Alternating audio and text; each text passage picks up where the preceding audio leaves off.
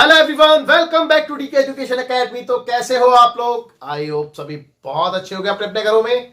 मैं देव कुमार अपने तहे दिल से आपका स्वागत करता हूं आपके अपने चैनल डीके एजुकेशन एकेडमी में। तो बच्चों, आज हम करने वाले हैं chapter 9 sequence and series, class 11th mathematics.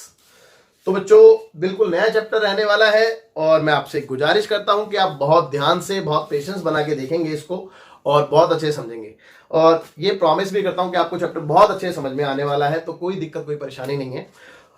चलिए, तो स्टार्ट करते, समय व्यर्थ नहीं करते हैं। अपने very first topic that is introduction. और इंट्रोडक्शन किस चीज का बेटा? एक्सरसाइज 9.1 का। तो ओके, देखेंगे, बहुत ध्यान से देखेंगे बेटा। तो सबसे पहले मैं बात करना चाहूंगा इस चैप्टर के नेम की। That is name of chapter क्या है बेटा? Sequences and series. तो सीक्वेंसेस मतलब सीक्वेंस से ही का ही प्लूरल वर्ड है। तो सीक्वेंस मीनिंग क्या होता है, मतलब क्या होता है, सीक्वेंस का मतलब क्या होता है? तो देखिए, नो डाउट आप सभी जानते हैं सर, सीक्वेंस मतलब एक किसी भी चीज को अरेंज करना, एक पैटर्न में अरेंज करना। जैसे कि फॉर एग्जांपल भाई, बॉक्सेस है, ठीक है, हमने इन बॉक्सेस को अरेंज कर दिया। जैसे छोटा बॉक्सेस, फिर बड़ा बॉक्सेस, फिर उससे बड़ा बॉक्सेस, फिर उससे भी बड़ा बॉक्सेस एंड सो ऑन। तो यहां पे एक पैटर्न डिटेक्ट हो रहा है ना, आप देख सकते हैं। ठीक है, तो ये एक सीक्वेंस कहलाएगा। तो किसी भी थिंग या किसी भी ऑब्जेक्ट को हम अरेंज करते हैं एक ऑर्डर में, एक मैनर्स में, तो वो क्या कहलाता है? एक सीक्वेंस कहलाता है। जैसे कि फॉर एग्जांपल अगर कोई नंबर होते हैं, बेसिकली तो हम नंबर की बात करने वाले हैं। तो लेट्स से कोई नंबर है 5 3 2 और 4 1। अब ये नंबर है। अब अगर मैं इस नंबर को देखता हूं तो यहां पे कोई पैटर्न डिटेक्ट नहीं हो रहा है। लेकिन अगर मैं इसको थोड़ा सा अरेंज करूं, जैसे कि फॉर एग्जांपल मैं इसको ऐसे लिख दूं, 5 4 3 2 1, तो यहां पे एक पैटर्न डिटेक्ट हो रहा है। आप देखेंगे बेटा, इन दोनों के बीच में कितना डिफरेंस है? -1 का। इन दोनों के बीच में -1 एंड -1 है ना। तो यहां पे एक पैटर्न डिटेक्ट हुआ। या फिर मैं इसको ऐसे भी अरेंज कर सकता था, 1 2 3 4 5। तो यहां पे भी आप देख सकते हैं कि +1 का बीच में गैप आ रहा है। तो एक मतलब मैनर में चल रही है चीजें ना। तो इसको मैं क्या कह सकता हूं बेटा? इसको मैं सीक्वेंस कह सकता हूं। तो किसी भी ऑब्जेक्ट या किसी भी थिंग या किसी भी नंबर को अगर मैं एक मैनर में अरेंज करता हूं तो वो एक सीक्वेंस कहलाता है। तो उम्मीद करता हूं कि आपको बात समझ में आ गई होगी, है ना। अब देखिए, सीक्वेंस से की जब जिक्र हो ही रहा है तो सीक्वेंस के बारे में हम थोड़ा सा और डीपली जाना चाहेंगे। तो देखिए बेटा, सीक्वेंस बहुत टाइप्स के होते हैं, उसमें कोई शक नहीं है। हम धीरे धीरे पढ़ेंगे भी। हमने एपी में भी सीक्वेंस देखा है, हम अब क्लास 11th में जीपी में भी देखेंगे, एचपी में भी होता है, जो आपके आप कोर्स में नहीं है ना। तो सीक्वेंस काफी टाइप्स के होते हैं। लेकिन अभी सीक्वेंस के बारे में हम ये देखेंगे कि सीक्वेंस फाइनाइट और इनफाइनाइट भी होता है क्या? जी बिल्कुल, कोई भी सीक्वेंस फाइनाइट और इनफाइनाइट होता है। देखेंगे कैसे। भाई, एक सीक्वेंस मैंने लिया, ठीक है, क्या लिया मैंने? एक सीक्वेंस 1 2 3 4 5। तो बेटा, इस सीक्वेंस के जो एलिमेंट है, यानी कि जो ऑब्जेक्ट्स हैं, ठीक है, उन ऑब्जेक्ट्स को मैं क्या काउंट कर सकता हूं? तो यस सर, बिल्कुल कर सकते हैं। ये 1 2 3 4 5 5 ऑब्जेक्ट है इसमें। इसको फर्स्ट टर्म कहते हैं, इसको सेकंड टर्म कहते हैं, इसको थर्ड टर्म कहते हैं, इसको फोर्थ टर्म कहते हैं और इसको फिफ्थ टर्म कहते हैं। तो बिल्कुल मैं इसको फाइंड कर सकता हूं, इसको काउंट कर सकता हूं, इसके ऑब्जेक्ट्स को ना। तो बेटा, ये क्या कहलाएगा? ये कहलाएगा फाइनाइट। ठीक है, क्या कहलाएगा? Finite sequence. ठीक है, ये कहलाएगा फाइनाइट सीक्वेंस। और एक सीक्वेंस और लेता हूं मैं, जैसे कि for example 1 2 3 4 5 and so on. Similarly यहां पे A1 है, ये A2 है, A3 A4 A5 and so on. तो बेटा, क्या आप लोग मेरे को ये बता सकते हैं कि इसमें कितने एलिमेंट्स हैं? बता सकते हैं? मैं भी नहीं बता सकता, क्योंकि पता ही नहीं है बेटा, पता चल ही नहीं रहा। तो उसको कहते हैं इनफाइनाइट सीक्वेंस। ठीक है,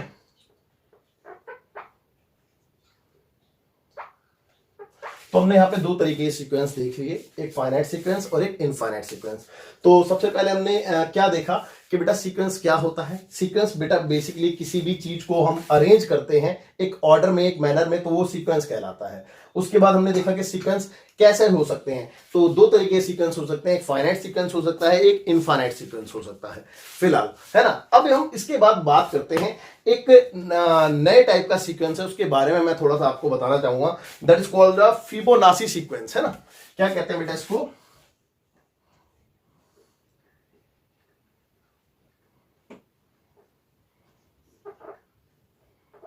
फिबोनाची सीक्वेंस। कुछ लोग इसको फिबोनाची भी कहते हैं सीक्वेंस, मैं इसको फिबोनाची सीक्वेंस कहता हूं। अब देखिए इसमें बेसिकली होता क्या है, इसके बारे में बात करते हैं, ठीक है। तो देखिए इसमें होता क्या है, मैं आपको एक एग्जांपल के तौर पे बताता हूं। 1 1 2 3 5 8 एंड सो ऑन। अब आप इसको ध्यान से देखो तो आप कहोगे सर इसमें कोई पैटर्न डिटेक्ट तो नहीं हो रहा है, तो इसको आपने कैसे बोल दिया। तो देखो अगर आप समझोगे तो आपको नजर आएगा कि पैटर्न तो इसमें भी डिटेक्ट हो रहा है, ठीक है। अब देखो कैसे भाई, अगर मैं पहले दो को ऐड करता हूं तो ये आता है, फिर पहले दो को ऐड करता हूं तो ये आता है, फिर इन दोनों को ऐड करता हूं तो ये आता है, इन दोनों को ऐड करता हूं तो ये आता है एंड सो ऑन। तो पैटर्न तो डिटेक्ट हो रहा है यहाँ पे भी, है ना, तो पैटर्न का पता चल रहा है। तो यहाँ पे nth टर्म की बात करें अगर हम, तो वो क्या होना चाहिए बेटा, nth टर्म कुछ ऐसा नहीं होना चाहिए n-2 plus n-1 comma n is greater then 2, है ना। नहीं आई बात समझ में, कोई बात नहीं, समझा देते हैं बेटा। देखो एक बात हो, मैंने क्या बोला कि n-2 लिया मैंने, बात को समझना, मैंने क्या लिया n-2, n की वैल्यू कितनी ली मैंने, 2 से बड़ी। अब 2 से बड़ी अगर मैं कोई वैल्यू ले रहा हूं तो 3 लूंगा, तो यहाँ पे 3 पुट करूंगा, तो 3 में से 2 गया, एक पहला टर्म आएगा यहाँ पे, पहला टर्म ये है, और मैंने n की वैल्यू 3 ली तो दूसरा टर्म आएगा, तो दूसरा टर्म ये है, तो दोनों को प्लस करके ही तो आ रहा है n। चेक कर लो, समझे नहीं समझे सर, बिल्कुल समझ गए, कोई दिक्कत कोई परेशानी नहीं है। तो उसको कहते हैं बेटा फिबोनाची सीक्वेंस, फिबोनाची कह लो यार, फिबोनाची सीक्वेंस। तो ये एक सीक्वेंस हमने पढ़ा यहाँ पे n की वैल्यू ग्रेटर देन 2 होती है, इस बात का भी ध्यान रखना। अब आप कहोगे सर ये n क्या होता है, ये भी बता दो थोड़ा सा। हाँ भाई ये तो बात बहुत इंपॉर्टेंट बोली आपने कि n क्या होता है। तो बेटा वेयर n इज, यहीं पर लिख देते हैं n belongs to n, that is natural number. क्योंकि यहां पे हम क्या चीज कैलकुलेट कर रहे हैं बेटा, टर्म कैलकुलेट कर रहे हैं, या तो पहला या दूसरा या तीसरा या चौथा पांचवा छठा सातवां आठवां नौवां दसवां एंड सो ऑन। ये तो नहीं है कि 1.5 टर्म बता दो कितना होता है ऐसा नहीं ना। तो फिर तो बेटा यहाँ पे जो n होता है वो नेचुरल नंबर होना चाहिए, ठीक है, और n की वैल्यू यहाँ पे 2 से बड़ी होती है। इन दैट केस, खाली फिबोनाची सीक्वेंस में बोला मैंने, हर किसी में नहीं बोला। तो कहने का मतलब ये है कि सीक्वेंस आपने एपी में भी तो एक सीक्वेंस देखा है, तो एपी में तो हम 2 से बड़ी नहीं लेते, वहां पे तो हम 1 से ले लेते हैं। सर बिल्कुल सही कह रहे हैं, आप 1 से लेते हैं वहां पे। तो मैं आपको यही चीज समझाना चाह रहा था और उम्मीद करता हूं आपको समझ में भी आ गया होगा। चलिए आप फटाफट इतना पॉज करके नोट कीजिए, फिर आगे देखेंगे। तो बच्चों एक चीज और बताया, तो यहीं पे इतना स्पेस है, छोटी सी चीज ही बतानी है आपको, ज्यादा बड़ी नहीं है। तो देखो सीक्वेंस तो हमने पढ़ लिया, सीक्वेंस के बारे में हमने जितना भी पढ़ा उतना इनफ है, और ऑलरेडी जैसे कि आप जानते हैं कि आपने 10th क्लास में भी पढ़ रखा है, तो हम ज्यादा टाइम इसमें वेस्ट नहीं करना चाहते हैं, है ना। तो आगे बढ़ते हैं। तो देखो सीक्वेंस के बारे में हमने सीखा एंड सीरीज। अब देखो यहां पे मैंने बताया कि सीक्वेंस और सीक्वेंसेस, सीक्वेंसेस मतलब प्लूरल वर्ड है किसका बेटा, सीक्वेंस का। तो सीक्वेंस एक टाइप का नहीं होता, मैनी टाइप्स ऑफ सीक्वेंस, तो इसीलिए सीक्वेंसेस कहा जाता है। तो एक एपीबी सीक्वेंस है, फिबोनाची सीक्वेंस है, ठीक है, जीपीबी सीक्वेंस है, तो ये बहुत सारे सीक्वेंस होते हैं, समझ रहे हैं ना बात को। ओके, इसीलिए इसको सीक्वेंसेस कहा गया। अब सीरीज की बात करते हैं, तो कोई भी सीक्वेंस फॉर एग्जांपल ये एक सीक्वेंस है, ठीक है, अगर मैं इस सीक्वेंस को सीरीज में लिखना चाहूं, किस में लिखना चाहूं, सीरीज में लिखना चाहूं, तो कैसे लिखूंगा। अब ये सीक्वेंस देख रहे हैं बेटा, that is 1 2 3 4 5 dot dot dot, तो ये ऐसे लिखेंगे। कहने का मतलब ये है कि अगर आपने सीक्वेंस को सीरीज में लिखना है तो आप सिर्फ और सिर्फ बीच में एडिशन लगा देते हैं और कुछ नहीं। अब जैसे कि मैंने इसको लिखा, मैं इसको भी लिख के दिखाता हूं, क्योंकि ये इनफाइनाइट था, अब फाइनाइट वाले को भी लिख के दिखाता हूं सीरीज में। तो फाइनाइट वाले को अगर मैं सीरीज में लिखता हूं तो कैसे लिखूंगा, 1 + 2 + 3 + 4 + 5, बस। अब आप ये सोच रहे हो सर इसको प्लस करके ना लिखो, 5 4 9 9 9 3 12 13 14 15 15 ना लिख दो मैं इसकी जगह, नहीं। सीरीज का मतलब ये नहीं है कि इसको आपने प्लस करके लिखना है। सीरीज मतलब जो सीक्वेंस है उसी को हम सीरीज की फॉर्म में लिख रहे हैं, ये फॉर्म है, इसका मतलब समीशन नहीं है। अच्छा ओके, तो यहां तक तो बात समझ में आती है। लेकिन अब आप कहोगे कि क्या सर इसको किसी दूसरे नोटेशन से भी हम लिख सकते हैं क्या, तो आप कहोगे सर शायद में भी, देखते हैं। अच्छा आपने ये सुना है, इसका नाम सुना है बेटा, sigma, that is called a summation, कुछ ऐसा सा बनता है समीशन, है ना, समीशन पढ़ते हैं इसको। ओके तो यहां पे भी तो कुछ ऐसा सही हो रहा है, समीशन की ही बात हो रही है। तो क्या मैं इसको ऐसे लिख सकता हूं बेटा, देखो ध्यान देना। अब एक बात हो, कोई भी टर्म को हम कैसे डिनोट कर रहे थे, A1 A2 A3 A4 A5, ऐसी कोई nth टर्म होता, या कोई केथ टर्म होता तो उसको ए के टर्म से डिनोट करते नहीं करते सर? करते तो डेंगू, बिल्कुल सही कह रहे हैं आप। तो बस, तो देखो हम क्या निकालना चाह रहे हैं यहाँ पे, सिग्मा किसका बेटा, इस सीरीज का जिसका के टर्म ऐसे है। अब के की वैल्यू हम कहां से शुरू कर रहे हैं बेटा, ऑब्वियस सी बात है पहले टर्म से शुरू कर रहे हैं भाई, पहले टर्म से ही तो निकालना शुरू कर रहे हैं ना। और कहां तक जाएंगे हम, कहां तक जाएंगे, जबकि के की वैल्यू n तक ना पहुंच जाए, है ना, n तक लेके जाएंगे, क्योंकि इसमें कितने टर्म है वो नहीं पता ना, समझ रहे हैं बात को। तो यहाँ पे खाली आप k इक्वल टू n ना लिख के खाली n भी लिख सकते हैं। इसका मतलब ये है कि k की वैल्यू 1 से शुरू करके आप इसको n तक लेके गए हैं। तो उम्मीद करता हूं कि ये बात भी आपको समझ में आएगी, यानी कि आप सीरीज को कुछ इस तरीके से भी डिनोट कर सकते हैं। उम्मीद करता हूं कि कोई डाउट नहीं रहा होगा यहां तक। और ये बहुत ही छोटा, बहुत ही बेसिक इंट्रो था, बहुत ही बेसिक जिसे हम कहते हैं, बहुत ही बेसिक इंट्रो था। और उम्मीद करता हूं आपको समझ में भी आया होगा, कोई दिक्कत कोई परेशानी नहीं रही होगी।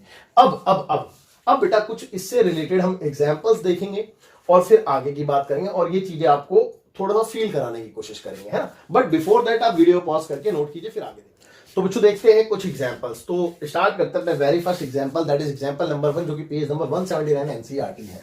तो क्या कहता है इसमें, लिखा है right the first 3 terms in each of the following sequences defined by the following. तो डिफाइंड बाय द फॉलोइंग मतलब 2 सीक्वेंसेस आपको गिवन है और इसके पहले 3 टर्म लिखने हैं। तो बेटा अभी अभी थोड़ी देर पहले मैंने आपको बताया था कि कोई भी अगर सीक्वेंस होता है तो उसके nth मतलब कोई भी टर्म को कैसे डिनोट करते हैं, जैसे फर्स्ट टर्म को a1, सेकंड टर्म को a2, थर्ड टर्म को a3 एंड सो ऑन, ऐसी nth टर्म को an, है ना। तो आपको ये nth टर्म दे रखे हैं बेटा, आपने पहले 3 टर्म निकालना है। सिंपल सी बात है, अगर मैं n की जगह 1 रख दूं तो पहला टर्म नहीं बनेगा, बनेगा नहीं बनेगा फिर। तो बेटा बस आपको समझ में आ गई है कि हमने करना क्या है। तो हम यहाँ पे पुट करेंगे n की वैल्यू को 1 2 3, किसके लिए, फर्स्ट 3 टर्म्स के लिए, है ना, फर्स्ट 3 टर्म्स के लिए, ठीक है। तो देखिए, तो a1 कैसे आ गया बेटा, a1 आ गया आपका 2 इंटू 1 प्लस 5, ठीक है, यानी कि 5 2 एकम 2 और 5 7। a2 कैसे आ गया, a2 आ गया 2 इंटू 2 प्लस 5। भाई देखो ना, पहले मैंने n की जगह 1 रखा, 2 रख रहा हूं, तो 2 दूनी 4 4 5 9, ठीक है। अब a3 दिखा, तो a3 कितना आ गया, 2 इंटू 3 प्लस 5, यानी कि 3 दूनी 6 5 11, ठीक है। तो 3 टर्म आ गए इसके। सिमिलरली यही काम हमने इधर भी करना है। अब देखिए 7 9 11 पैटर्न डिडक्ट हो रहा है ना भाई, 2 2 बढ़ रहे हैं, देखो चेक कर लो, तो ये एक सीक्वेंस कहलाएगा, है ना। चलिए अब इसको देखते हैं। तो पहले 3 टर्म इसमें भी निकालने हैं, तो हम वही करेंगे, put n equal to 1 2 3 for first 3 terms, यानी कि पहले 3 टर्म्स के लिए। ओके, तो देखो आपका a1 1 माइनस 3/4, भाई चेक कर लो, n की जगह 1 ही तो पुट करा है, तो 1 में से 3 गया तो 2 बचा माइनस का, तो -2/4 दैट इज -1/2। सब सही है, कोई दिक्कत नहीं। देखते हैं अगला, देखते हैं। तो a2 भाई 2 माइनस 3/4 लिख दें, तो -1/4 यही आएगा सर, यही आएगा। a3 तो 3 माइनस 3/4 दैट इज 0, चेक कर लो, सर सही कह रहे हो, 0 ही आएगा। अब आप ये सोच रहे होंगे कि क्या सर इसमें भी पैटर्न डिडक्ट हो रहा है, तो बेटा इसमें भी पैटर्न डिडक्ट डेफिनेटली हो रहा होगा। वो बात अलग है कि ऐसे नजर नहीं आ रहा है, लेकिन हो डेफिनेटली रहा होगा, है ना, क्योंकि अगर ये एक सीक्वेंस है तो पैटर्न तो डेफिनेटली डिडक्ट हो रहा होगा। ये एपी का डिडक्ट हो रहा था, हो सकता है ये एपी का ना सही जीपी का हो रहा हो, किसी और सीक्वेंस का हो रहा हो, लेकिन हो जरूर रहा होगा, इतना कह सकता हूं। चलिए एक बार आंसर चेक कर लेते हैं। तो पहला जो इस वाले का देखते हैं, नहीं इस वाले का देख लेते हैं, 5 7 11 5 7 11, ये तो बिल्कुल ठीक है, नहीं 7 9 11 था यार, 5 7 11 नहीं, हाँ 7 9 11, सॉरी मैंने गलत पढ़ लिया। और बाकी इस वाले की बात करें तो -1/2 -1/4 एंड 0, बिल्कुल ठीक है, कोई दिक्कत कोई परेशानी नहीं। अच्छा आगे बढ़ने से पहले यहीं पे बता दूं, हाँ इतनी जगह तो है, चलो यहीं पे बता देता हूं। एग्जाम्पल नंबर 2 है, यहां पे लिख देता हूं एग्जाम्पल नंबर 2, जो कि पेज नंबर 180 एनसीईआरटी है, ठीक है। ओके, देखो इसमें लिखा क्या है, इसमें ये लिखा है कि राइट नहीं, what is the 20th term of the sequence defined by an equal to इतना। आपको an दे रखा है, और an कितना है बेटा, यहाँ पे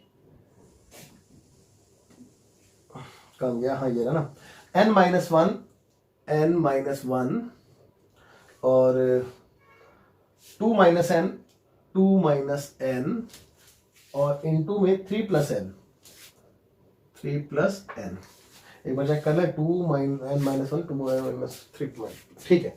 तो इसका 20th टर्म देखो ना, क्वेश्चन में क्या लिखा है, what is the 20th term, 20वां टर्म बताना है। तो भाई सिंपल सी बात है, 4 20th term comma we put n equal to 20। भाई अभी भी तो आपने सीखा कि फर्स्ट टर्म के लिए n को 1 पुट करो, सेकंड टर्म के लिए 2 पुट करो, थर्ड टर्म के लिए 3 पुट करो, 20वें टर्म के लिए 20 पुट कर दो n की जगह। हाँ भाई सही बात है। तो 20th term is equal to 20 minus 1 by 2 minus 20 और 3 प्लस 20, चेक कर लो सर, सही कह रहे हैं आप। तो ये हो गया 19, ये हो गया माइनस का 18, भाई माइनस का 18 ही आएगा ना, हाँ सर आएगा, तो माइनस का 18 और ये आ गया आपका 23। अब हम तीनों को सिर्फ और सिर्फ इंटू करना है, तो बेटा इंटू करना भी सिखाऊंगा क्या, इंटू तो करना आता ही है, माइनस में आंसर आएगा, मैं डायरेक्ट लिख देता हूँ कि माइनस में कितना आ रहा है, 7866 आ रहा है माइनस का, 7866, ठीक है। तो इसका प्रोडक्ट आप खुद से कर लें और उम्मीद करता हूं कि यहां तक भी आपको कोई डाउट नहीं रहा होगा।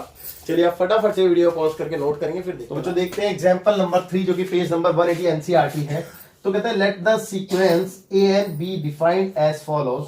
तो आपको दे रखा है बेटा a1 इक्वल टू 1 है और an equal to an minus 1 plus 2 है for n is greater than equal to 2 के लिए। और आगे आपसे बोला गया है कि फाइंड फर्स्ट 5 टर्म्स, पहले 5 टर्म आपने निकालने हैं इसके, और find first 5 terms and right the corresponding series, और उसकी फिर कॉरस्पॉन्डिंग सीरीज भी आपने लिखनी है।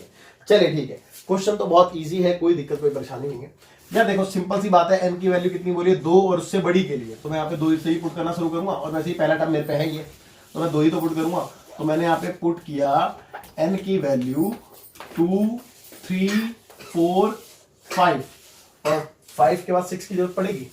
चलो अगर पड़ेगी तो देखेंगे, नहीं तो इतना तो पुट करना ही है कंफर्म। तो मैं पहले पुट करके देखता हूँ, अगर जरूरत पड़ेगी तो फिर मैं आगे लिख दूंगा उसके अकॉर्डिंगली, है ना। तो देखिए भाई जब मैंने 2 पुट किया तो a 2 माइनस 1 आएगा प्लस 2 आएगा, बिल्कुल सर सही कह रहे हैं आप। तो यहीं पे देखें आगे, तो ये क्या आएगा, a1 आएगा प्लस 2 आएगा। अब आगे a1 कितना है, 1 है प्लस 2 है बराबर 3। मेरे को लगता है कोई डाउट रहा होगा, है ना। अब 3 पुट किया, जब मैंने 3 पुट किया इसमें, तो यहाँ पे डायरेक्ट लिख दो, देखो 3 माइनस 1 2 लिख दो डायरेक्ट, 2 प्लस 2। अब a2 कितना है, a2 मैं निकाल चुका हूँ 3 है और प्लस में 2 एज इट इज, तो ये हो गया 5। ओके, अब मैंने a4 निकाला, भाई a4 4 पुट करूंगा, जब मैंने 4 पुट किया था यहाँ पे तो ये थर्ड टर्म बन गया, चेक कर लो, और प्लस का 2 एज इट इज। तो भाई थर्ड टर्म कितना है, थर्ड टर्म मैंने निकाल लिया 5 प्लस 2 दैट इज 7। अब मैंने 5 पुट किया, तो जब 5 पुट किया तो कितना आया, ये फोर्थ टर्म आएगा भाई, 5 माइनस 1 फोर्थ टर्म प्लस 2, और फोर्थ टर्म कितना है इसका 7 प्लस 2 दैट इज 9। और मेरे को नहीं लगता कि मेरे को और कुछ करने की जरूरत है, बट फर्स्ट 5 टर्म मांगे थे हमने निकाल दिया। तो यहां पे लिख देते हैं 4 फर्स्ट 5 टर्म्स। ये जो काम हमने किया है ये पहले 5 टर्म के लिए किया है। ओके, अब देखेंगे तो आपसे क्या बोला था, पहले 5 टर्म निकालने को बोला था, तो पहले 5 टर्म तो यही आ रहे होंगे, एक बार चेक कर लेते हैं, 1 3 5 7 9, बिल्कुल ठीक है। तो therefore sequence of first 5 terms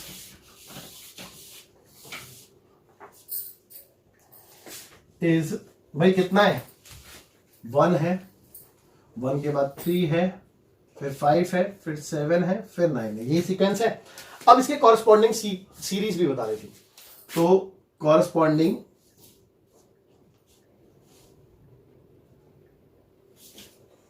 series, corresponding इस सीक्वेंस के है ना, इस सीक्वेंस की कॉरस्पॉन्डिंग सीरीज। तो मैंने क्या बताया, 1 प्लस 3 प्लस 5 प्लस 7 प्लस 9, यही बताया था बेटा कि आपने समीशन फॉर्म में लिख देना होता है, दैट्स इट, और कुछ नहीं। और उम्मीद करता हूं कि ये क्वेश्चन भी आपको बहुत बहुत अच्छे समझ में आ गया होगा। और इस क्वेश्चन के साथ बेटा आपका जो इंट्रोडक्शन है एक्सरसाइज का वो कंप्लीट होता है, और आप वीडियो पॉज करके नोट कर लीजिए।